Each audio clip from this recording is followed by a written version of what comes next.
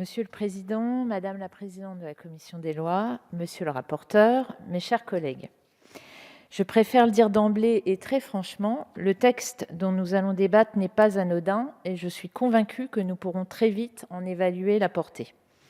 Mon collègue, notre vice-président et rapporteur Sylvain Wasserman, nous propose de faire évoluer notre règlement afin de travailler mieux, plus efficacement en période de crise. Comment ne pas être d'accord avec cela en ce moment ?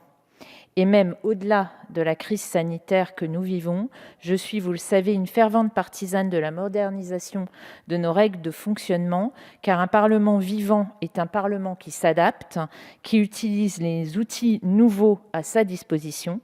C'est, je le crois, ce que nous ferons en adoptant la proposition de résolution que vous nous proposez aujourd'hui.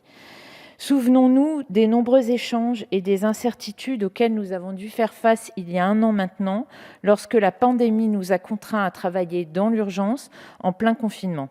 Il nous fallait alors adapter nos règles rapidement pour poursuivre nos travaux et ainsi garantir le maintien du débat démocratique. Je crois que nous pouvons collectivement nous féliciter de ce que nous avons pu faire alors. En l'espace de quelques mois, nous avons réussi à examiner 7 projets de loi en siégeant près de 104 heures.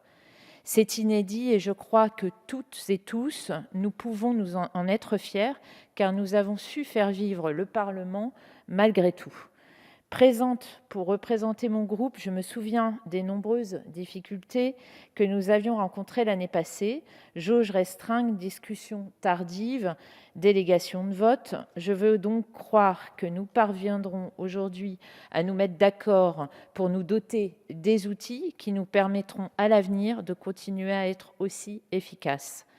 Le groupe démocrate, et à l'instar de ses pairs, attachés à l'expression démocratique, ne peut donc que se féliciter des outils que vous nous proposez, monsieur le rapporteur, dans cette résolution. Comme je l'ai dit en commission, elle évite l'écueil attendu de la mise en place d'un mode de crise, aucune complexification de notre mode de fonctionnement, donc aucun alourdissement de nos procédures ici.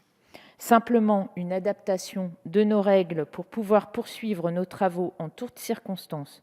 Aucune stratégie politicienne non plus, contrairement à ce que j'ai pu lire ici ou là.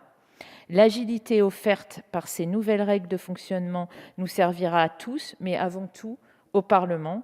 C'est bien pour cela que le groupe démocrate apporte son plein soutien à cette proposition de loi et je vous en remercie.